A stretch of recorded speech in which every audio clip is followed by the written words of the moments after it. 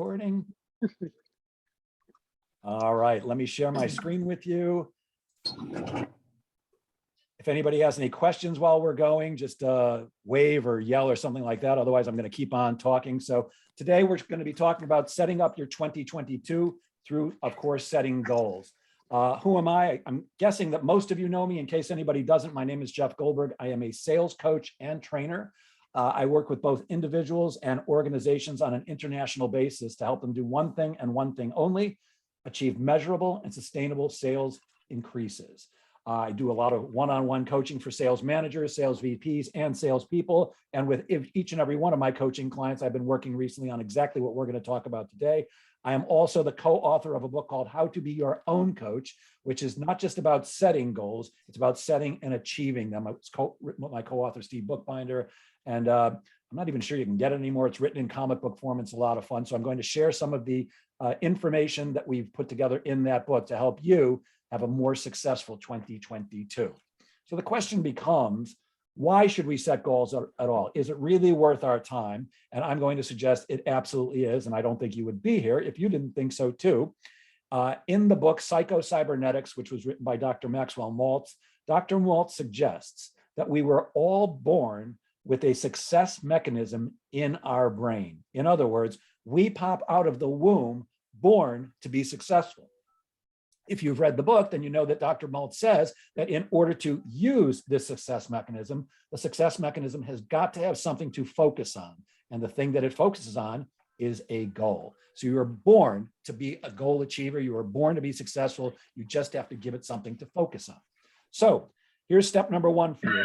This is based on a worksheet that I have on my website. I haven't updated it for 2022, but I've got pictures of each one of these. And if anybody wants these worksheets, just send me an email after the end and I'll send you the worksheet so you can do this yourself. There are actually worksheets for, I can't remember, it's either 5 or 7 different areas of your life, for your relationships, your spirituality, your health. But the one we're going to focus on today is money. So if you're following along and you have a piece of paper, this would be a good time to now write down your specific goal for 2022. And I would coach you to express it as, I will have earned X amount of dollars by December 31st, 2022. So you're expressing it as if it's already done. I will have earned X amount by December 31st, 2022. So please take a moment and write that down. It's got to be specific. Jeff, I have a question. Shoot. First of all, good morning and thanks for doing this. Good morning. Second of all, you're naming a dollar amount. Is that only as an example, or are you saying that the goal that I'm writing right now should be a dollar amount?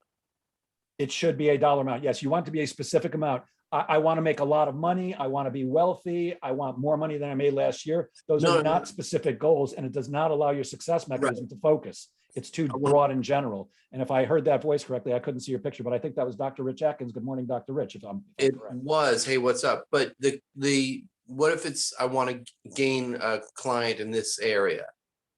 Good. So that you would absolutely put that in too. Okay.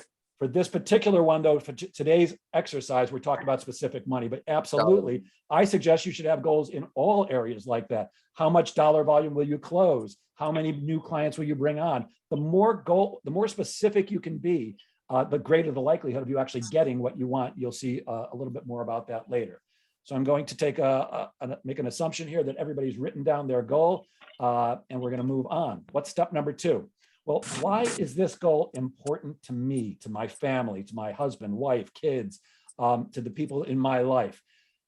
Nobody goes to work, none of us, whether we own our own businesses or work for an employer, none of us, I believe, is going to work to earn more green pieces of paper with pictures of dead presidents on them. We go to work to earn those green pieces of paper, not really to earn those pieces of paper, but to earn what will those do for me. So for some people, it's, I'm going to buy a bigger house. I'm going to take my family on vacation. I'm going to get out of debt. I'm going to save for it. Whatever it is, there's a reason it's important to you. And the more clear you are on what your reason is, why that goal is important to you, again, the greater the likelihood of you actually achieving it. So I'm going to shut up for a minute and let you write down, why is this important to you?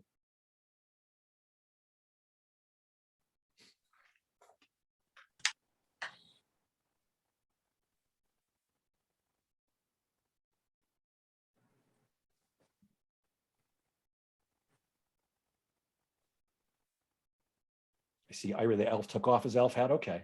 I still recognize you, Ira. All right, I'll give you a few more seconds to finish that one up. You may not finish everything in the time that I've allotted for this, but you can always go back to it. Again, if anybody wants this worksheet that I'm taking these pictures from, I'm happy to email it to you at any point. Okay, the next thing is, what will it feel like when I achieve this goal? So my belief is we are feeling human beings. We are thinking and feeling. And for those of you who are familiar, or maybe those of you who are unfamiliar, I'm a big believer in what's called the law of attraction. For those of you who are unfamiliar, the law of attraction was incredibly popular.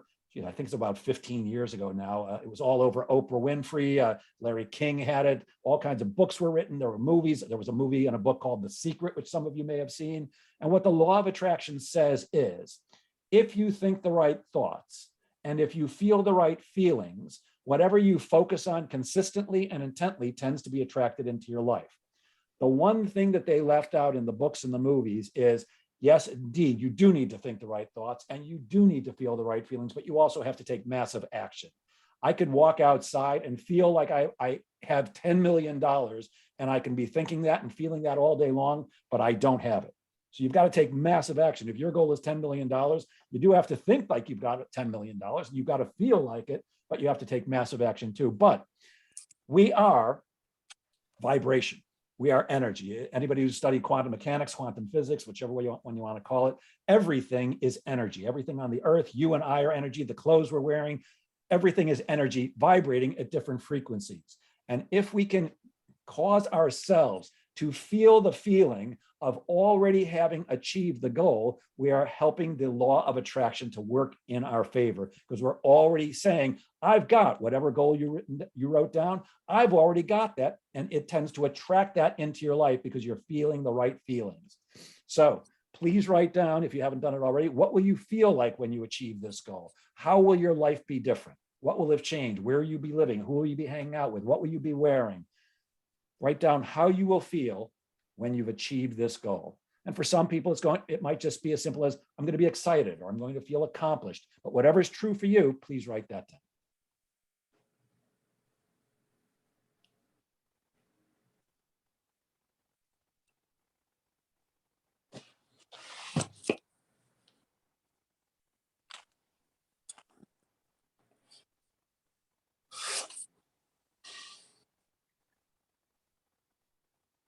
All right, I can only see a few of you over on the side here, and I'm kind of watching if you're looking up. Ira, it looks like you're done. Mark, looks like you're done. Greg, okay. All right, I'm going to go with you guys and we'll move on. Okay, the next thing is, what am I willing to do to achieve this goal? So which each of my coaching clients and I manage 3 sales teams at 3 different companies. With everybody who's working with me, they have to produce a business plan. Now, you're not going to have time to write out your business plan during this exercise. However, I would urge you to write down one thing right now that you're willing to do to achieve this goal. And at some point between now and the end of the year, write out your business plan. Now, when I say business plan, I'm not talking about the type of business plan you would take to a bank to get a loan. I'm talking about whatever amount you earn. I'm going to use my friend Ira as an example. I'm going to just make up numbers because I don't know how much he makes and it's none of my business. But let's say Ira makes $300,000 a year. I'm guessing I'm pretty low because he's a very accomplished guy, an incredible salesperson and sales leader. But let's say he earns $300,000 a year, and his goal for next year is $400,000, which is a reasonable number. If he said, I'm going to make $3 million next year, I would probably coach him. That's a little too aggressive. What you want your goal to be is a reach, but doable. And to go from 300,000 to 3 million, it's possible, but not likely. So if Ira says, I made 300,000 this year and I'm committed to earning 400,000 next year, there's a bunch of stuff that has to happen between January 3rd and December 31st, 2022, if Ira is going to earn $100,000 more next year than he did this year.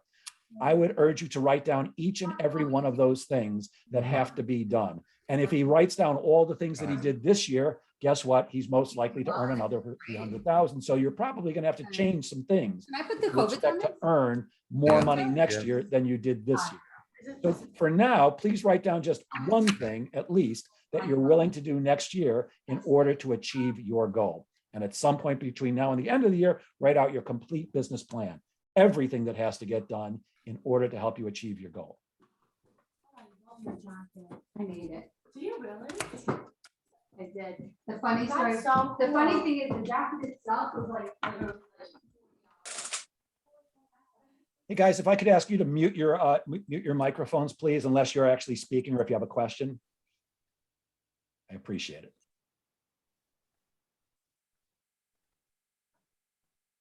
Okay, so at this point, everybody should have at least one thing written down in their business plan that they're willing to do to achieve their goal. And the next step is to break it down.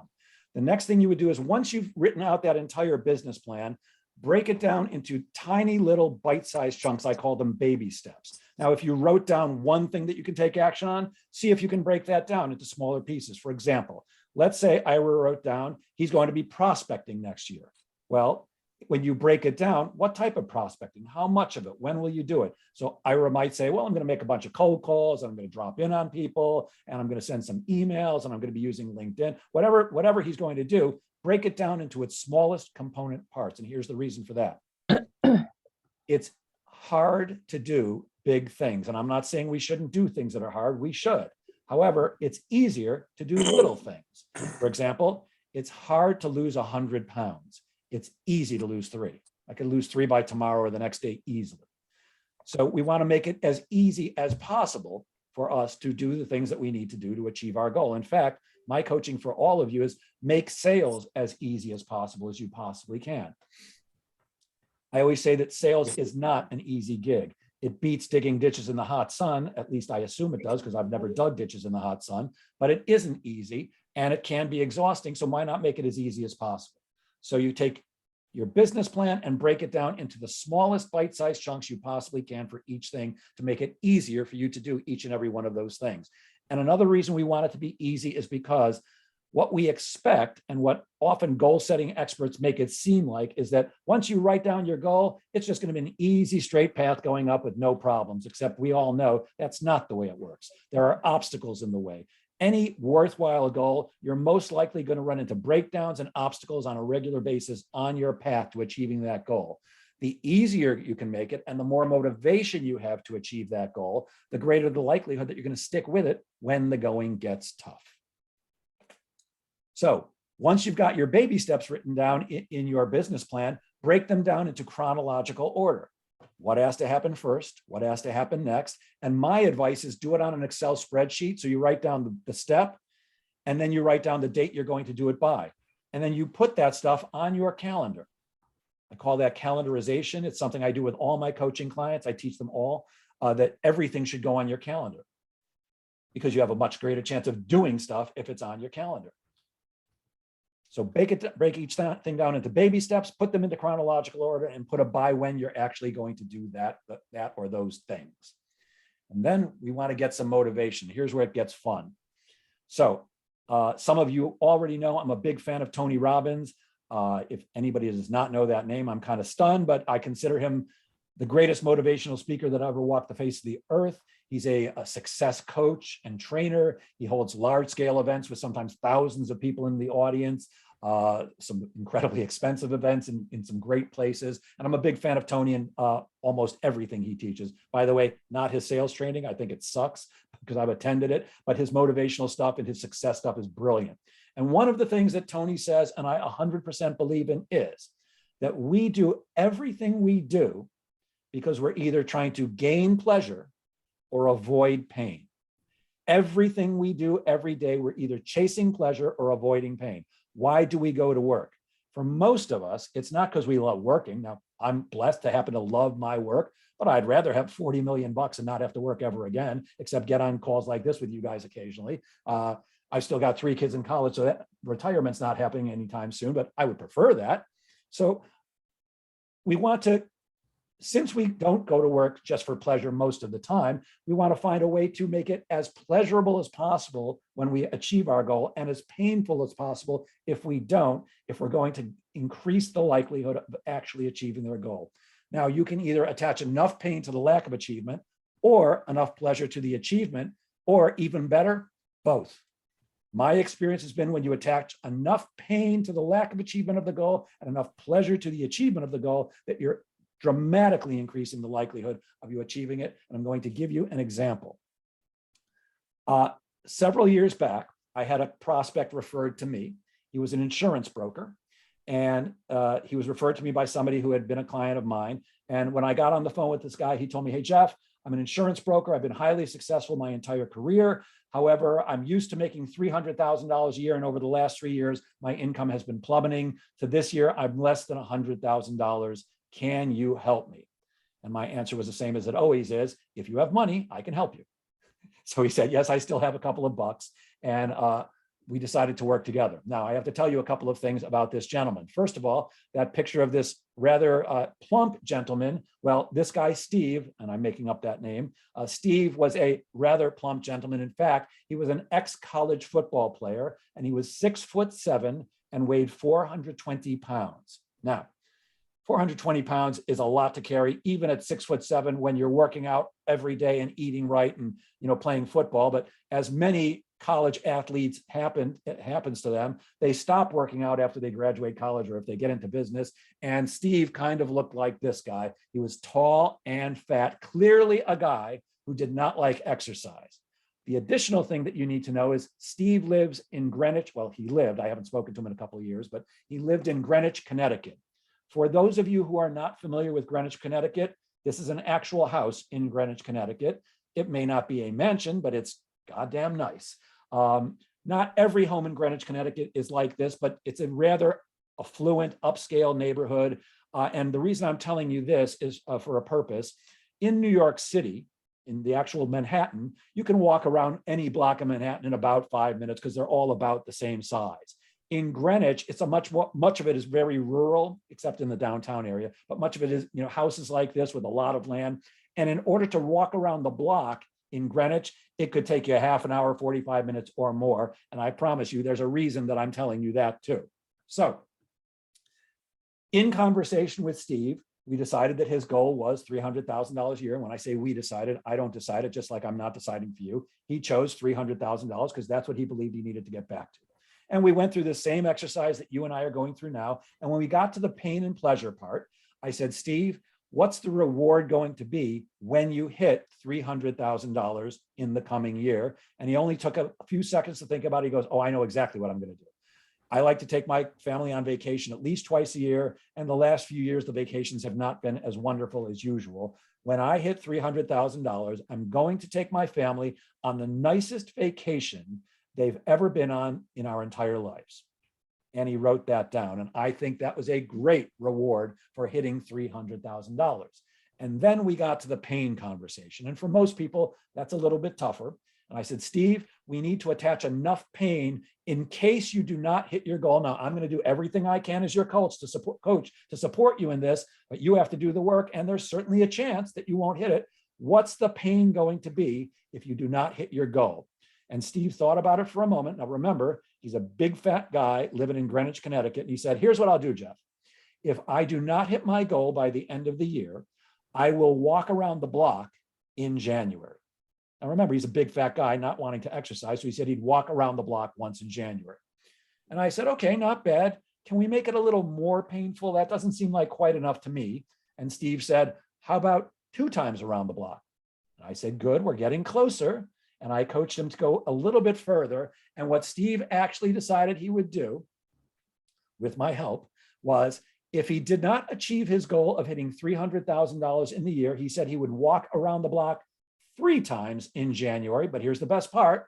He would be wearing nothing but a bikini and high heels, with me following him around with a video camera, videotaping the whole thing. I don't know if he was going to wear the Borat bikini, but as you are probably doing right now, which is what I did when we came up with this, I'm imagining this 420-pound, 6'7" man walking around his neighborhood 3 times with me following him with a video camera and him wearing nothing but a bikini and high heels. That's some pain, my friends. I'm going to make an assumption that you've already figured out. I do not have a video of Steve walking around the block in high heels and bikini. By the way, I was going to be a winner either way, because either I was going to have the video of this big fat guy walking around the block, or I was going to help him achieve his goal. And that's exactly what happened. Steve worked very, very hard to make sure he did not have to go through the embarrassment and humiliation of walking around his block in his neighborhood in a bikini and high heels. Whether he's lost some weight by now, I don't know, but he did achieve his goal. So hopefully, while I've been telling you that story, you've attached enough pain to the lack of achievement of your goal and enough pleasure to the achievement. The next thing, step number 7. Jeff, you said to raise our hand. I'm not real good on the pain thing. For me, walking around the block in a bikini and high heels would be fun. And I would come at you with a videotape to do that too. You're having a tough time. How do we figuring out some find the pain? pain? Like, yeah, being disappointed, being ashamed, negative self-talk. What's the pain? How do you find it? Do you have any recommendations for that? Sure. So what's something you love that you would really not like to give up? I'll give you a hint. I spoke to somebody, was that this morning? No, yesterday afternoon, and we were going through this exact same exercise, just me and him. And when we came to pain, he said, I'll stop smoking for a week. I said, how about if you stop smoking forever? He goes, Jeff, I would die if I did that. I'm telling you, if I go for an hour without smoking, I'm out of my mind. So his pain was going to be, if he does not hit his goal by the end of next year, starting January 1 in 2023, he's not going to smoke for a week. And for him, that would be very painful. For me, I don't even know if I would commit to this on the off chance it ever happened, but if I couldn't see my children for a month, I would be out of my mind. So you have to look deep inside yourself, Karen. What would cause you real pain? What would you hate to give up? Does that help? Yes, thank you. Sure, my pleasure. Now, if you've ever attended a goal-setting webinar, seminar, workshop, read any books on it, and I've read tons of them, attended plenty of workshops, almost every expert on the subject says that once you've set your goal, if you do not take some action towards it within 72 hours, you probably never will. In the book I co-authored, my co-author and I don't agree with the 72 hours. We believe it should be within 24 hours. And with my coaching clients, it's even less. As soon as you set the goal, we come up with one action that you can do immediately. Like, what could you do as soon as we get off this call, this video conference, that would put you on the path to start towards achieving your goal? And the reason for that is, the reason I want you to get going is because it's hard to get going, but much easier to stay going. For example, right now, people are setting New Year's resolutions, which are pretty much worthless, at least without a commitment, just like any goal without a commitment is worthless. But by the way, I don't care what you want. I don't care what you hope for. I don't care what your dreams are. I don't care what your wishes are. As a human being, I do. But as your sales coach, the only thing I care about is what are you willing to commit to? Because commitment drives everything. So what action will you take in the next 24 hours towards reaching that goal? Write down something just to get going. So right now, people are setting New Year's resolutions to get in shape. It happens at the end of every year. And a bunch of people right now are joining gyms. Now, there may be less than usual because of COVID, but people are joining gyms with the great intention of on January 2nd or 3rd, going to the gym and starting to get in shape. And in fact, if you know anything about the health industry, the health club industry, they bank on people doing that because they know for a fact that 2/3 of the people that sign up in December will come early January. And by the end of January, 2/3 of the people who enrolled are gone and just try to get a refund back from a health club after you've paid them. So they know that most people will not keep their resolutions. So you want to take action. Let's say you do make a resolution that you're going to start going to the gym on January 3rd. Well, here's my experience. You wake up January 3rd, realizing, oh, this is the day I said I was going to go to the gym, and it becomes nearly impossible to pry your eyes open and get out of bed. And somehow, if you actually manage to get yourself out of bed, you can't find your sneakers, you don't know where you put your gym bag, you can't find the coffee that you really like, and the coffee maker's not working, and there's going to be traffic anyways, maybe I should just start tomorrow. We come up with a million excuses, but let's say you actually get in your car, you find your cup of coffee, or maybe you stop at a Starbucks, and you go to the gym. But you sit outside and you go, this is probably not the right day to get this started. But you actually go in and you start working out, and it hurts. it's painful to start working out, especially if you haven't for a long time. And the second day, it's still hard and it still hurts. And the last day of that first week, it's still pretty hard. But that second week, it's a little bit easier. And by the third week and the fourth week, it's much easier. And you formed a habit. It's the getting going that's the toughest part. So I urge you, when we get off this video conference, take at least one, even if it's the smallest action, just so you can get started. Okay. Here's the one where people often fall down. So I'm a person, I consider myself a person of integrity. After my 3 children, my integrity is the most important thing in the world to me. And I would rather break my arm than break a promise to you. Now, that may be a slight exaggeration. I don't really want to break my arm, but I really consider it that serious. If I give you my word, I'm going to do everything I possibly can to keep my word. However, even though I'm a pretty damn disciplined guy, and I have a sign behind me, behind this monitor that says, my will is unshakable and my word is law. Even though I'm that kind of guy, I can tell you that if I make a promise to me, I might be a little less likely to keep it than I will be to you. I'll try, but here's the thing. I love me and I'll give myself a break if I need to. I'll give you a piece of advice. If you're going to find an accountability partner, which I think you should, and it doesn't have to be a coach, like you don't have to pay somebody to do this.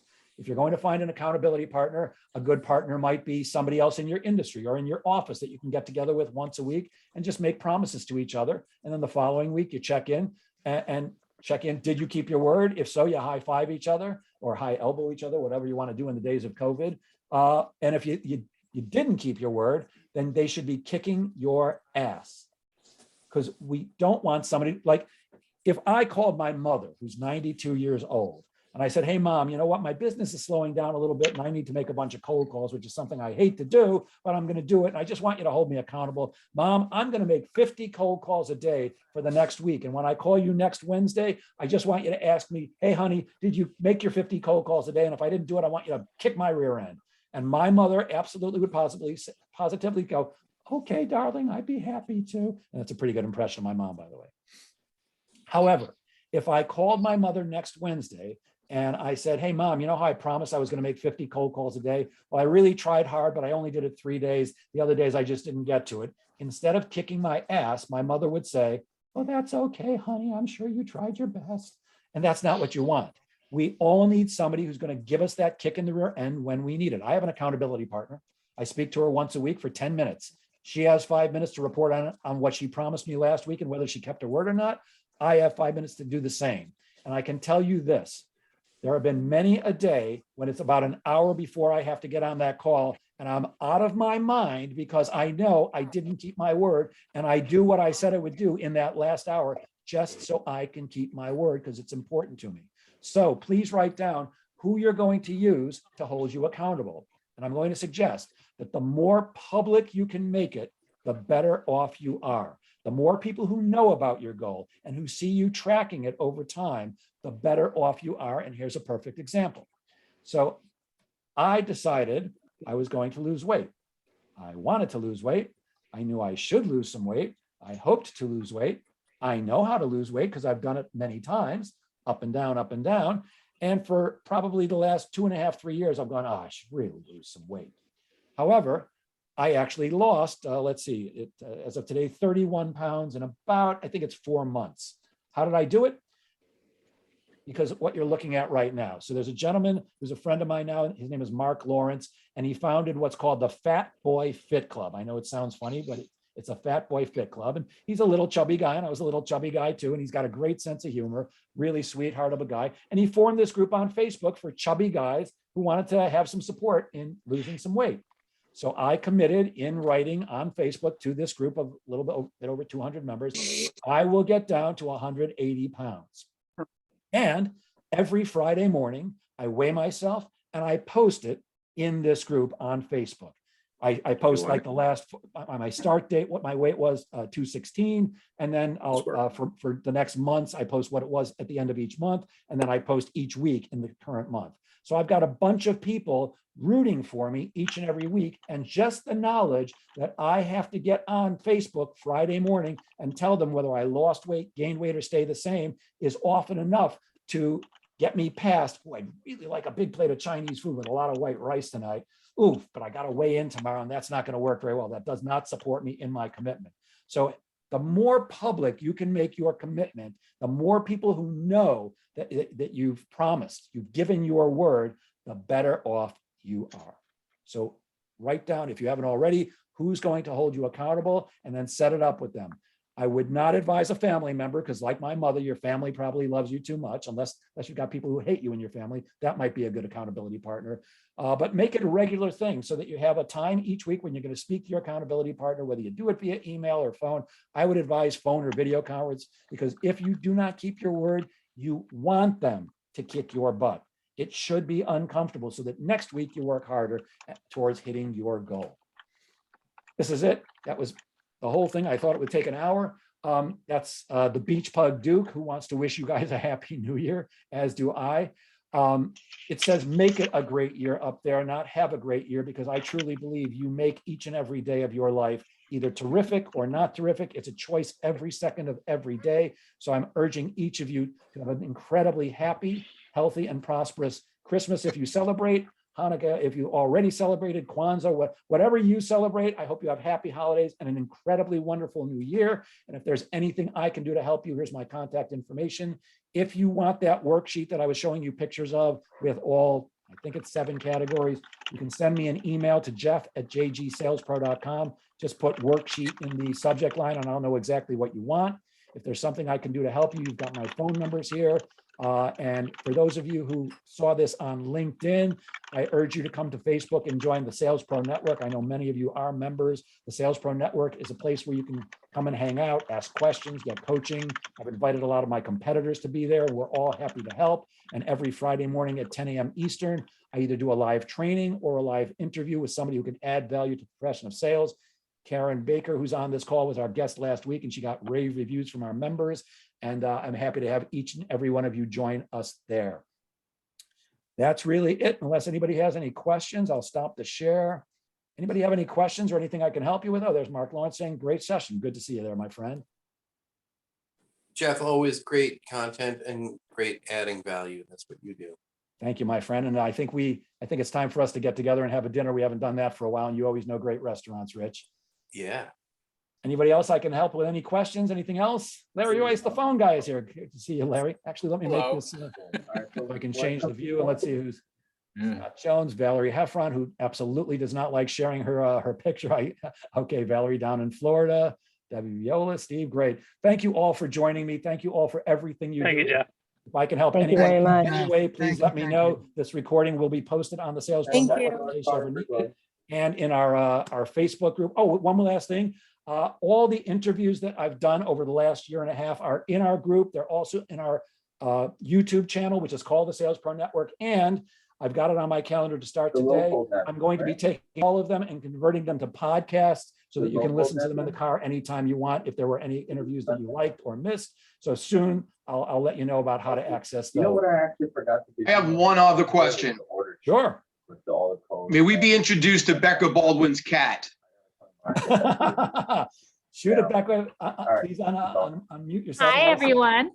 This is Mr. Bela. He's a Hello, singer, Mr. Baylor. and he sits on my lap for every Zoom conversation. He's my Zoom buddy. It's good to be Mr. Baylor. Well, if anybody else has a pet that they'd like to share it, let's do it quickly. Otherwise, I'm going to end this call. The Thank you, Jeff. The beach bug is in the other room. Otherwise, I'd pick him up for you and show him to you. But thank you guys for everything you've done this year in the Sales Pro Network, for being members. And if there's anything I can do to help anybody, it's my pleasure. Thank you all. Have a great one. Thank you Happy so New much. Happy Year, Merry holidays. Christmas. Bye. Bye, guys.